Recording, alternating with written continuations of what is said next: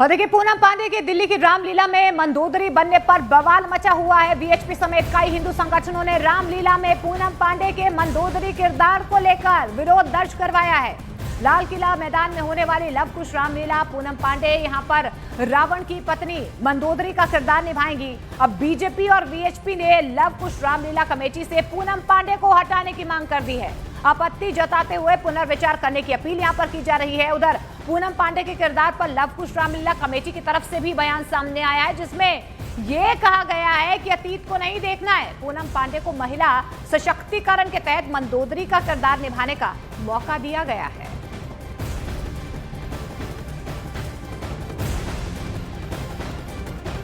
रामायण में अभिनय के लिए जिन पात्रों को बुलाना चाहिए, तो उनका जो एक दैनिक जीवन है वो भी संस्कार देने वाला ना हो, तो कम से कम एक सामान्य व्यक्ति जैसा हो।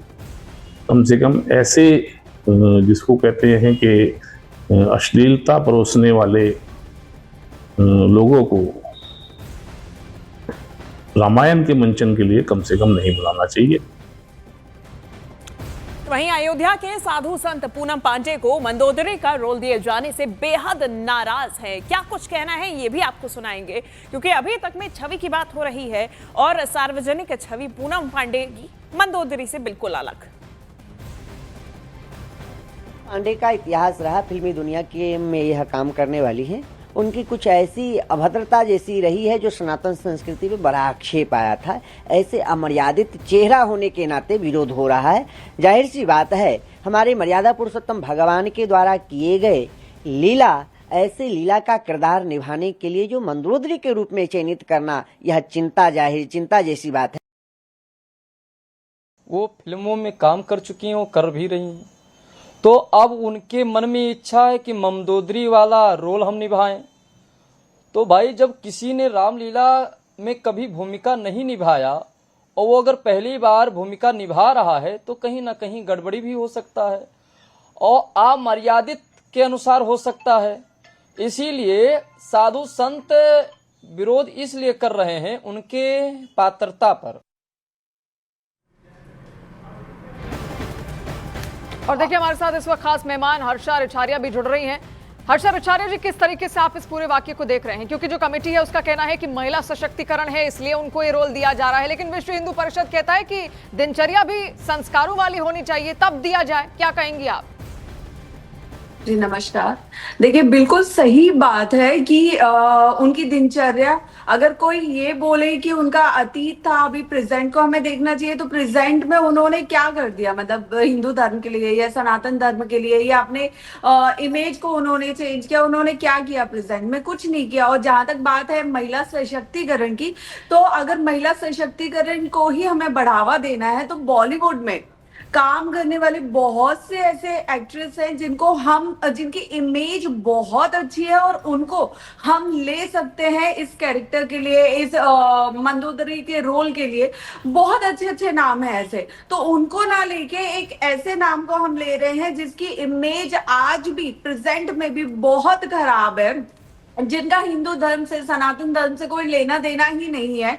अगर उनसे रामायण के बारे में पूछा जाए तो शायद उन्हें पूरे पात्रों के नाम भी ना पता हो, तो उस इंसान को लेने से क्या मतलब है? ये कहीं ना कहीं जो बॉलीवुड अभी तक करता आया है और स्टिल आगे भी करता रहेगा, कि वो हमेशा सनातन धर्म का मजाक बनाते आए हैं। वही आज रामलीला कमेटी जो है, उनको ये चीज बहुत ध्यान में रखना चाहिए कि वो हर साल अगर ये रामलीला करवाते हैं और वो भी लाल किला पे करवा रहे हैं, तो वहां पे वो एक आदर्श रामलीला मानी जाती है, जैसे पूरा समाज देखता है। तो वहां पे आप क्या मैसेज दे रहे हो, ये बहुत ज्यादा मायने रखता है। जी, यानी संदेश क्या निकल रहा है, जो मैसेज जा रहा है वो बहुत ज्यादा मायने रखता है। हर्षा रिछारिया लगातार हमारे साथ यहाँ पर जुड़ी है, उनसे और भी सवाल यहाँ पर लेंगे, लेकिन सबसे पहले खबर आप पहले देखिए। देखिए, यहाँ पर कई सवाल खड़े हो रहे हैं, क्योंकि मंदोदरी का किरदार जिस तरीके से पूनम पांडे निभा रही है उसको लेकर बवाल हो रहा है। लेकिन सवाल ये भी है कि पूनम पांडे के मंदोदरी के किरदार निभाने को लेकर इतना बवाल क्यों है? हर साल कोई ना कोई इस किरदार को निभाता है। मंदोदरी का चरित्र देखिए क्या है, गुण, मर्यादा और संयम का इसे प्रतीक माना जाता है। लेकिन सार्वजनिक तौर पर जो पूनम पांडे का किरदार है वो अलग है। रावण की पत्नी मंदोदरी आदर्श पतिव्रता और धर्मनिष्ठ नारी थी। मंदोदरी का किरदार रावण को बुराई से रोकने वाला था। पूनम पांडे की पब्लिक इमेज विवादों में रही है और यही वजह है कि लगातार विवाद भी हो रहा है। पूनम पांडे की पब्लिक इमेज मंदोदरी की छवि से बिल्कुल उलट है और यही वजह है कि बीजेपी हो या वीएचपी हो, अब पुनर्विचार करने की मांग जो है लगातार जो आस्थावान लोग हैं या संत समाज के जो लोग हैं वो कह रहे हैं कि एक बार फिर से कमेटी को पुनर्विचार करना चाहिए। देखिए, जहाँ तक मंदोदरी का सवाल है तो मंदोदरी तो एक महान रानी थी और धर्म पर चलने वाली रानी थी। उसने सदैव जो है रावण जैसे अधर्मी को बार बार राह पर लाने की कोशिश करी। वो दुर्भाग्य उसका कि वो राह पर नहीं आया और अंततः वो राम जी के हाथों मारा गया। लेकिन उस किरदार को भी अगर कोई गलत व्यक्ति निभाए वो ठीक नहीं है। चारित्रिक सुचिता वो रामचरितमानस के और रामायण के पात्रों के लिए, रामलीला के पात्रों के लिए बहुत जरूरी है। तो देखिए, पूनम पांडे की रामलीला में एंट्री की खबर ने सोशल मीडिया पर घमासान मचा दिया है। साधु संत से लेकर सोशल मीडिया यूजर्स इस फैसले पर आपत्ति जताते हुए नजर आ रहे हैं। सुपात्र के द्वारा होती, कुपात्र के द्वारा नहीं होती। विश्व हिंदू परिषद सुपात्र का विरोध नहीं करती, कुपात्र का विरोध करती है। हीरोइन के द्वारा भगवान राम की लीला और भगवान की लीला में ऐसे कुपात्रों को स्थान नहीं देना चाहिए, ये कहना है कि रामचरितमानस है ये, और उसके राम जी के आधार पर रामलीला होता है और उस आधार पे आप किसको दे रहे हैं, कैसा पाठ, इसका भी आपको ध्यान रखना पड़ेगा। मंदोदरी का नहीं, पूनम पांडे जो है वो सूर्पणखा का पाठ दें। सूर्पणखा का पाठ जो है वो उसका रोल अच्छा करेंगे।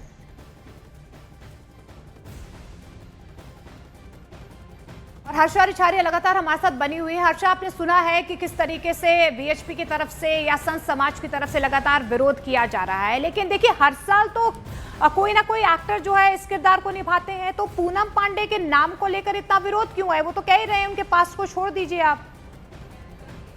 देखिए, पास्ट, मैं पास्ट की बात कर ही नहीं रही हूँ, ठीक है, उन्होंने जो पास्ट में किया इट्स ओके, लेकिन आज प्रेजेंट में भी उनकी क्या इमेज है? क्या वो सनातन धर्म से जुड़ी हुई है? क्या वो सनातन धर्म को जानती है? क्या उन्होंने अपनी इमेज को चेंज किया है? कुछ भी नहीं किया है। जो रावण की पत्नी, धर्म पत्नी मंदोदरी जी थी, वो एक महान रानी थी। इसके साथ ही राक्षस कुल की होने के बावजूद उन्होंने हमेशा धर्म पे चलने की बात की। उन्होंने अपने पुत्र को भी समझाया, उन्होंने अपने पति को भी समझाया, जितना हो सकता था सबको सही रास्ते पे लाने की कोशिश की थी। तो क्या आपको लगता है मंदोदरी और पूनम पांडे एक इमेज में आप उनको सोच सकते हो, उनकी कल्पना कर सकते हो? कोई भी नहीं कर पाएगा। और मैं तो कह रही हूँ कि मंदोदरी क्या सूर्पणखा, क्या वो रामायण के किसी भी पात्र में बैठने के लायक नहीं है, उसको निभाने के लायक नहीं है। हमें उनका प्रेजेंट भी देखना है। और वही चीज मैं आपको बार बार बोल रही हूँ कि आज हम समाज को क्या मैसेज दे रहे हैं, ये बहुत मायने रखता है, क्योंकि वो जो रामलीला है वो देश की सबसे बड़ी रामलीला में से एक है और वो सारा युवा भी देख रहा है। अब युवा इतने ज्यादा धर्म से जुड़ रहे हैं। अब ऐसे में हम पूनम पांडे को लाके खड़ा कर दे रामलीला में, तो हम तो एक ऐसा मैसेज दे रहे हैं जिसमें कि भाई आप अपनी पर्सनल लाइफ में कुछ भी करो, एट द एंड आपको कहीं ना कहीं अच्छी जगह हम बिठा ही देंगे। तो मतलब ये आप बहुत गलत मैसेज एक युवाओं को और पूरे समाज को दे रहे हैं। और यहाँ पे जितने भी देश के हिंदू संगठन है, जितने भी संगठन है, जितने भी साधु संत है जो बड़ी बड़ी गद्दी पे बैठे विराजमान है, और उन सबको अब एक होना चाहिए, बढ़ चढ़ के इस पे आवाज उठानी चाहिए। और आवाज उठाने से अगर रामलीला कमेटी को फर्क नहीं पड़ता है तो जिस दिन ये प्रोग्राम होगा, जिस दिन ये रामलीला होगी, तुरंत वहां जाके इसका बहिष्कार करना चाहिए। तब जाके रामलीला कमेटी को समझ में आएगा कि वो कितना गलत स्टेप उठा रहे हैं। मैं कह रही हूँ बॉलीवुड में बहुत अच्छे अच्छे नाम है जिनकी बहुत अच्छी इमेज भी है, जो धर्म से जुड़े हुए हैं। आप उनमें से लीजिए ना किसी को, अगर आपको बॉलीवुड से लेना ही है, आपको टीआरपी चाहिए ही है, तो बहुत अच्छे अच्छे नाम है, आप उनको क्यों नहीं ले रहे? आप पूनम पांडे को ही क्यों ले रहे हैं? हर्षा जी, सोशल मीडिया पर आपकी एक मॉडर्न वुमेन की इमेज थी, जिसके बाद में कुंभ आप गई, वहां पे आपने सनातन धर्म के लिए काफी कुछ किया और इसके बाद आप उसी दिशा में आगे बढ़ रही हैं। पूनम पांडे जिनके पास्ट को लेकर चर्चा की जा रही है, हो सकता है उनकी भी अब यही कोशिश हो, पास्ट को देखना। बार बार सवाल यही है कि क्यों देखना, और दूसरी तरफ यानी कि आप अब सीधा सीधा विरोध कर रही हैं।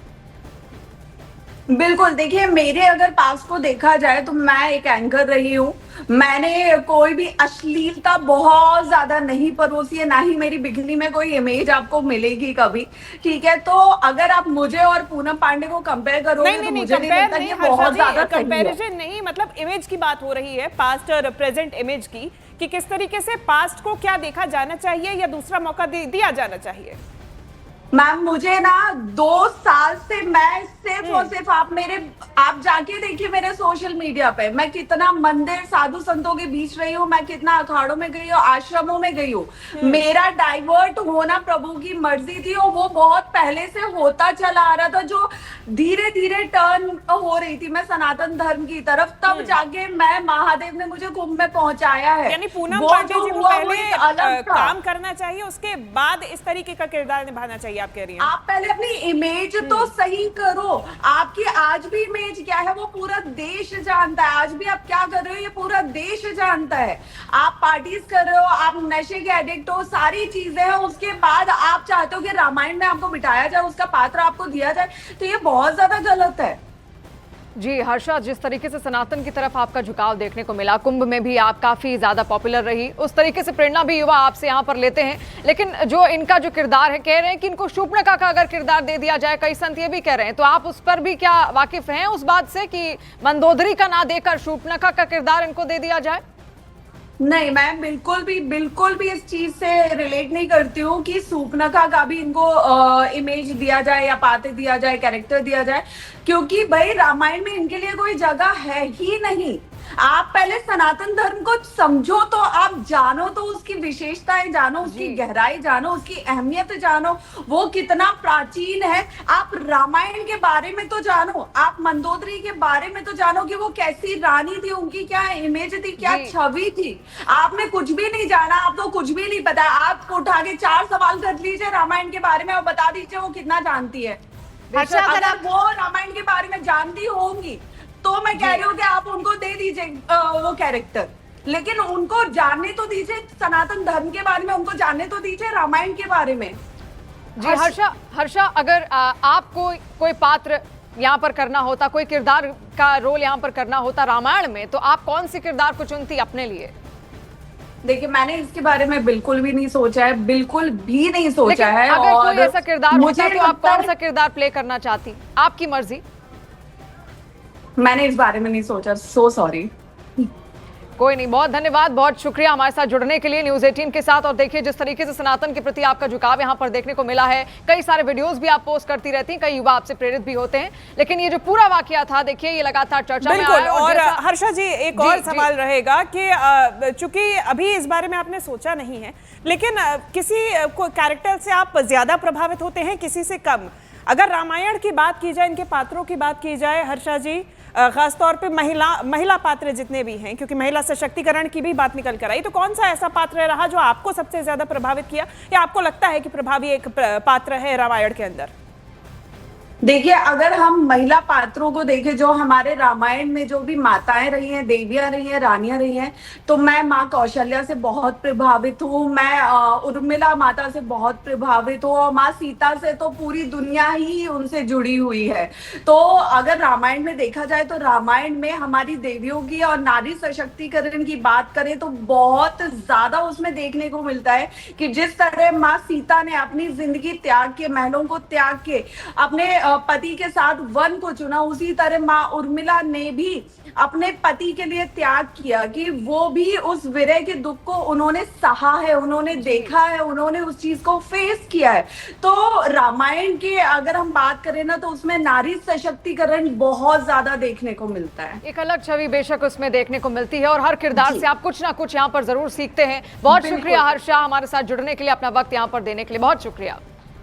अब आपको बताते हैं कि आखिर कौन है पूनम पांडे। देखिए ये सवाल तो खड़े हो रहे हैं कि आखिर ये है कौन जिनको किरदार देने से लोग मना कर रहे हैं मंदोदरी का। अब देखिए जिनको लेकर इतना बवाल हो रहा है, पूनम पांडे पहले भी काफी ज्यादा विवादों में रह चुकी हैं, अपने बोल्डनेस के लिए वो सुर्खियां बटोरती रही हैं। इसके अलावा किंगफिशर की मॉडल तक रह चुकी हैं। साल 2013 में फिल्मी करियर की उन्होंने शुरुआत की। सोशल मीडिया पर बोल्ड तस्वीरें वो लगातार डालती हैं और इसी वजह से अब लोग उन पर सवाल उठा रहे हैं। आपत्ति इसी बात को लेकर है कि जो जिस तरीके से बोल्डनेस उन्होंने सोशल मीडिया पर यहाँ पर दिखाई है, क्या उसके बाद उनको मंदोदरी का भी कोई किरदार यहाँ पर देना चाहिए या फिर नहीं। कई लोग तो इससे भी वाकिफ नहीं है कि उनको कोई भी किरदार, रामायण का कोई भी पात्र नहीं देना चाहिए।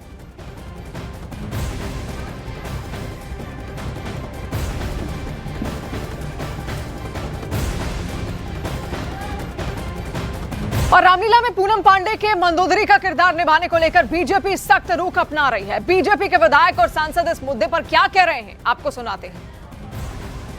कि अगर विश्व हिंदू परिषद ने ये विषय उठाया है तो कुछ सोच के ही उठाया होगा।